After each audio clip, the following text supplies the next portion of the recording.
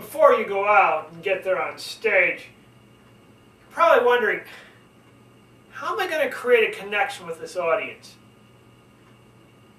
How am I going to make sure that this audience remembers my points, my ideas, my thoughts?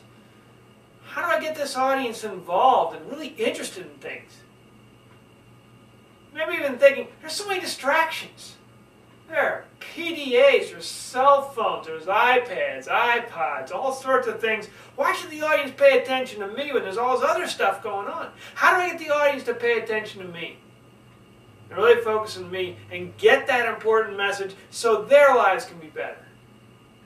How can I create that connection with the audience? Get them to pull them in. If you've ever thought that before you gave a speech, before you gave a talk, before you just got up in front of people, then you're like me. Because I had the same problem.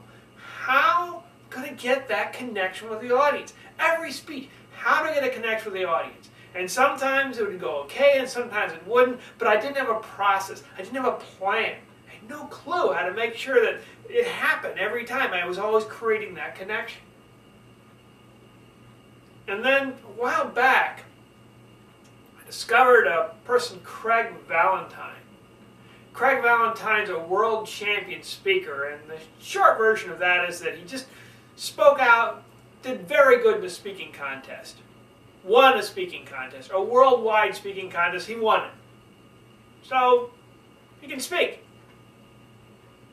And in reading through and looking through the things that Craig Valentine wrote, talked about, it really gets down to the heart of what it is to be a speaker. And the one thing he talks about are 3 P's.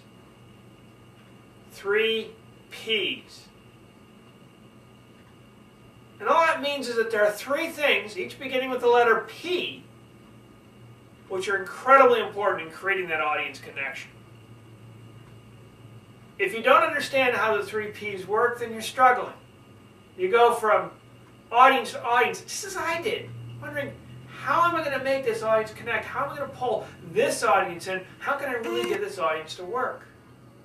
Once you understand the 3 P's, then things start to come together. You start to figure out how things work, why things work, where things work, and what's going to make things work for this particular audience. You start to get to understanding and analyzing and thinking about, before you even go on stage, how is this going to work? Because to use the 3 P's well, you have to understand the audience. If you're going to use these 3 P's, you have to understand how the audiences work. So once you understand the audience, then you're ready to go. The first P is something that helps you to understand, to get the audience interested. Get the audience thinking, okay, all right, this is something that I'll think about. Something that I'll work on. They may not buy in entirely, but it's definitely something they're going to think about. The next thing is, the next P is something that will get the audience definitely interested. And the third P is something that is so seldom used. Most speakers don't use this third P. And because of that, the audience doesn't really have time to get interested. It creates a whole issue with the audience about, how do I really get into things? How do I get into things? Because it's not there. There's no way in. Once you understand this third P, all by itself, it can open up a new way to create that connection with the audience. It can open up a new depth in the audience, which you never realized your audience had, and probably your audience never realized they had. Just that P alone. But you aren't going to get just 1 P. You're going to get all 3 P's. 3 P's will transform the way that you speak. And once you start using this, you'll discover that all of a sudden things just start to flow better. Things start to work better in your speech. You more easily can get up there and give speeches, even without too much warning, because you understand how those 3 P's work. And the magic of them comes through, and they really help transform things. And it all begins with that first P. The first P is something that isn't that obvious.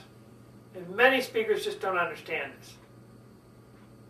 They just jump right into kind of saying, okay, here's what's going on.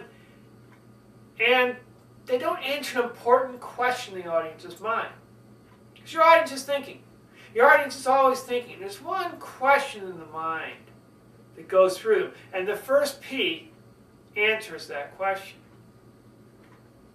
First P gets that question underway. And once you get that question underway, then you got to weigh in. You weigh into the audience to really make that deep connection, understanding that first P. And the first P is pull. Pull. And pull is very simple. All pull means is tell the audience what will happen if they don't do what you suggest. That's it. Because the question going through your audience's mind is, okay, you're talking all this stuff, you're pushing all, you've got all this stuff going on, but what if we don't do it? What if we don't do it? What's the worst that could happen? We just ignore what you've got out there. What's the worst that can happen? That's the question. Before you even get to why they should do it, the first thing the audience is saying is, well, why don't I just keep doing things? Because the challenge of a speaker in trying to transform your audience is you're trying to take people who are comfortable with doing things some way. They've done it that way, it's worked for them, it's fine, it seems to be getting them where they want, so they figure, hey, I don't do what you're doing, Mr. Speaker. I'm not going along that line, Mr. Speaker. What's the worst thing that's going to happen to me?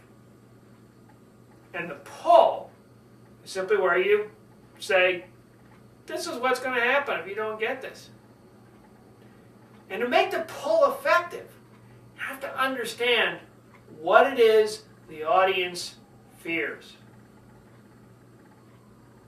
Understand what the audience fears. That makes the pull effective. Because if you talk about something the audience doesn't care about, say, oh, well, you won't be able to do this, the audience thinks, I don't care about doing that. That doesn't matter to me. Then it's not going to work. You have to find a pull on something the audience cares about, something the audience is interested in. And that means before any of these P's can work, you've got to do a little bit of homework on your audience. Understand, who is this audience? What's their background? What are the things they're concerned about? What are their common interests? What is it that this whole audience has something to do with? Once you understand that, then you can understand how to make an effective pull. So if you're speaking in front of an audience of speakers, one thing an audience of speakers is concerned about is what if they're talking in front of an audience and the audience doesn't do what they want? Speaker's goal is to try to get the audience to think and do things differently. Try to transform the awareness of the audience. Just try to shift the perspective of the audience. Well, what if the audience just says, well, forget it, Mr. Speaker, I'm not going to do that. That's a fear of the speakers. So an effective pull on speakers is, well, if you don't do this, your audience is not going to pay attention to you. That's an effective pull. And if you noticed, I mentioned that right at the beginning. That's right at the beginning. I used that little bit of a pull just to pull you in and say, hey, if you don't do this, your audience won't connect, they won't be interested, they won't really be engaged. That's the power of the pull. If you don't do this, bad things happen. In other words, you can't just stay where you are. You can't just stay where you are and hope you're going to become a better speaker. You're going to have to do something differently. But an effective pull shouldn't be a big deal. It's like, hey, you know, if you don't do this simple thing, bad things will happen. But don't worry. Not a big deal. If you do the thing. So to make it easier. But that's the pull. Power of the pull. Gets people thinking, okay, all right, well, if I don't make a change, then I'm not pretty happy where I am, and I don't want that to happen. So, okay, I'll listen to what you got. And if you got something good for me, then I'll make the change. And once you get the power of the pull going, then you're in a situation where you want to unleash that next P. That brings you to that second P, that next P. You already got the pull going. Great. If you don't do this, this is what's going to happen. and you understand your audience, get how they work. So that'll make this second P more effective. Once you've got that first pull going, then the second P really happens to kind of bring it home. Because once the audience thinks, okay, well, all right, if I don't do this, bad things will happen, but what really if I do this? Where really does that go? And what really happens with that? That's the question in the audience's mind. And that's what that second P is all about. Second P answers that question in the audience's mind of, well, what am I going to get? Second P is called the push. The push. Now the push is where you get people interested in by saying, what's in it for them? What's in it for them? So you push them. And you just push them by simply saying, if you do this, you're going to get some definite benefits. And again, using the example of a speaker, you're going to connect better with your audience. Your audience is going to enjoy you up there on stage. You're going to look stronger, sharper. Understand your audience better just by using these 3 Ps. That's the push. The big push is saying, hey, these are the things you're going to get. These are the things you're going to get out of following what I'm talking about. That's the power of the push. Kind of push people into things. And again, to push them in, it's all about understanding what's the benefits. What are the benefits your audience is going to get out of paying attention to what you've got? That lays out an effective push. And a push is simply the opposite of the pull. You take a look at all the things you mentioned in the pull. Well, if you don't do this, then you're not going to connect with the audience. You're not going to be that effective. They're not going to be interested in you. Okay, that's the pull. Push is simply the opposite. If you do this, you will be effective. They will be interested in you. You will pull them in. That's the power of the push. You will bring people in. You will create that connection. It's the power of the push. And the push and the pull are great because they work naturally together. There's the pull. You pull and say, hey, if you don't do this, and then there's the push, where you say, okay, I want to get you to do this. So if you don't do this, hold you back. If you do this, push forward. That's the power of the push. Combine the pull and the push together, you've got a pretty effective way to get the audience thinking, okay, all right, I see if I don't do this, there's a problem. If I do this, I got all these cool benefits, all these great benefits. I'm going to follow along. I'm going to do this. It does mean, of course, you know your audience. Always know your audience. You know your audience, how your audience works, what your audience is about, and create an effective push, get them interested in. Think about things like, do they want to be noticed? How much money are they going to get? Is there any way they're going to get any money? Is their life going to be better? Can they do something better than they could do before? All of these things are effective benefits to mention when you're doing the push and the selling. You don't want to over-push. So there's a kind of a balance going on here. You pull, you push, you get the audience interested, and then you've got to actually give them something. So once you get the audience thinking, yeah, I got to get something, make sure you deliver what it is you're promising them. That's pretty important to make things effective. But there is that third P, that final thing that most speakers don't do. And because of that, they aren't as effective, and their push and pull just don't work because that third P is missing. Once you find out that third P, then everything comes together. The third P is the thing that most speakers don't do. Most speakers don't get. They don't pay attention to it. And because they don't pay attention to it, the audience really never has that chance of developing, of getting interested in what they're saying and getting into what they're doing, because that third P isn't there. It's very common for speakers not to get it because they don't understand the importance of that third P. Once you understand it, once you get it, once you realize it, you can use it powerfully and effectively to really create a connection with the audience and use that connection with the audience to make your speeches have that deep impact you want them to have. And the third P is pause. Pause. Most speakers don't pause, and it's understandable. You go up there and you're thinking, okay, here's all this stuff I got to say. I got to get all this stuff out. Just get it out there. Great, great. I got a little bit of pull, so they're afraid of not listening to me, and I got to push. So push them into what I want them to do. Fantastic. Everything is great. All right, wonderful. All right, but I got to keep going. I got to keep talking because otherwise, if I stop talking, then they'll think I'm not saying anything. If I don't say anything, I'm not communicating. Then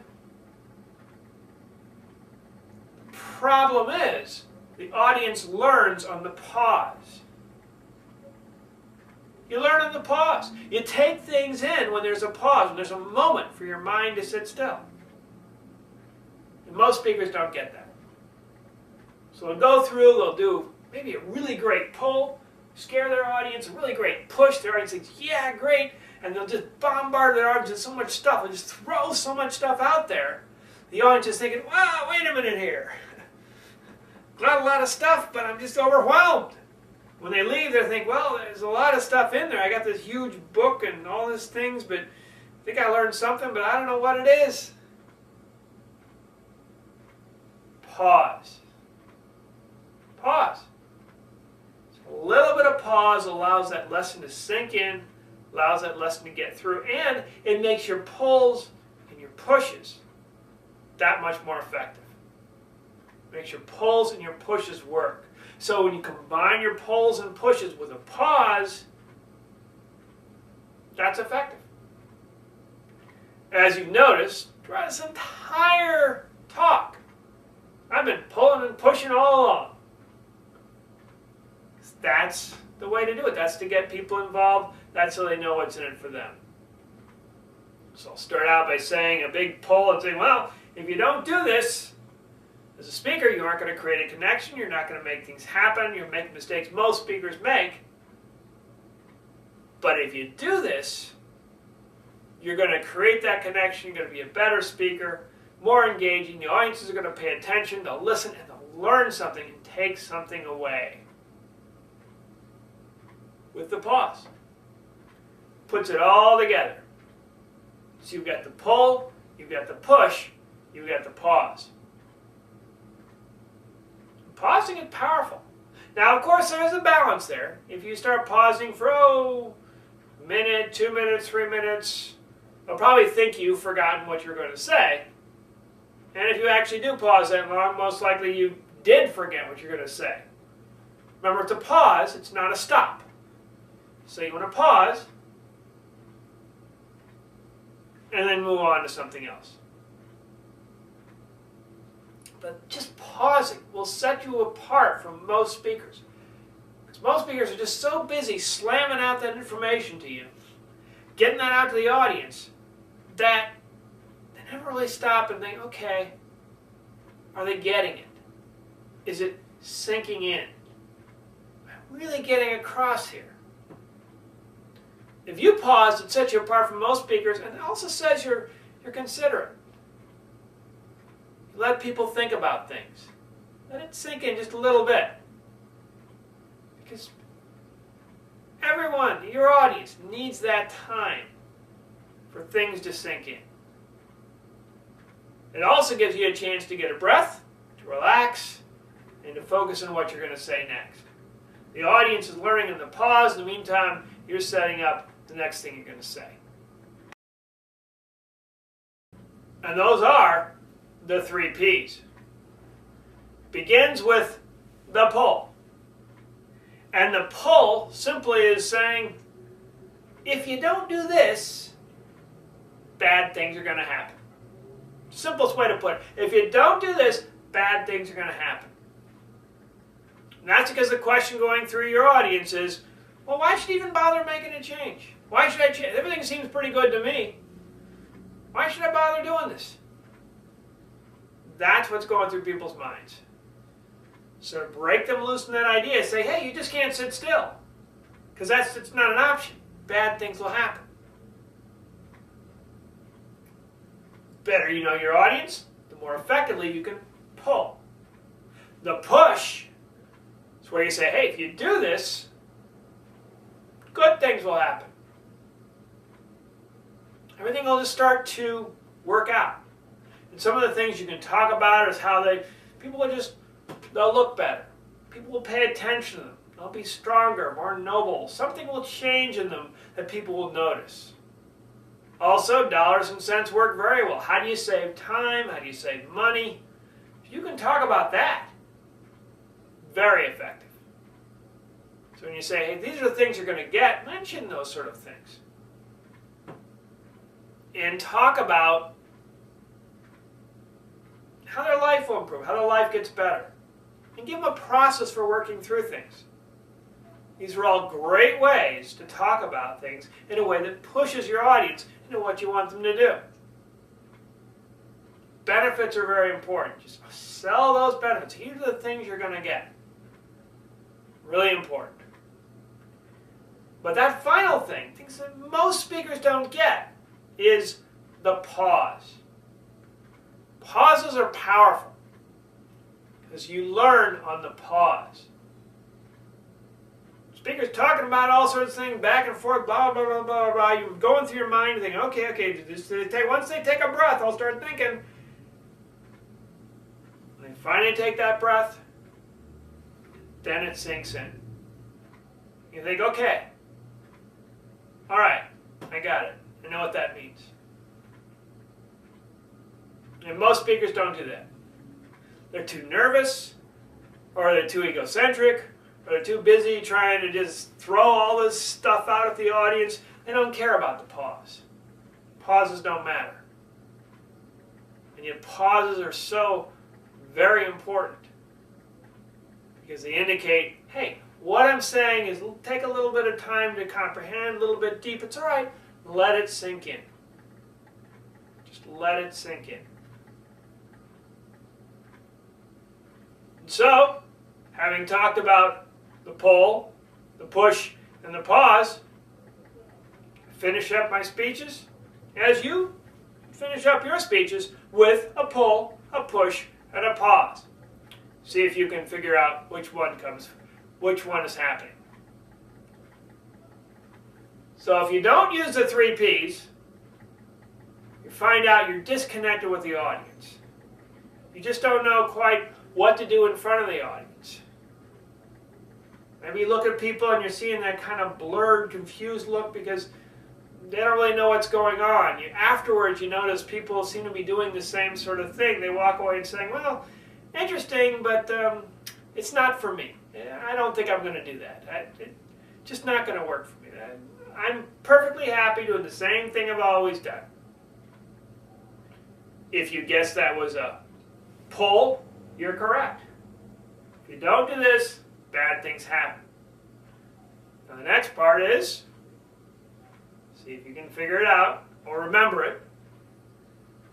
Once you start using push, pulls, and pauses, discover that the audience is much more likely to do what you suggest, much more likely to get involved, much more likely to think about what it is you have to say.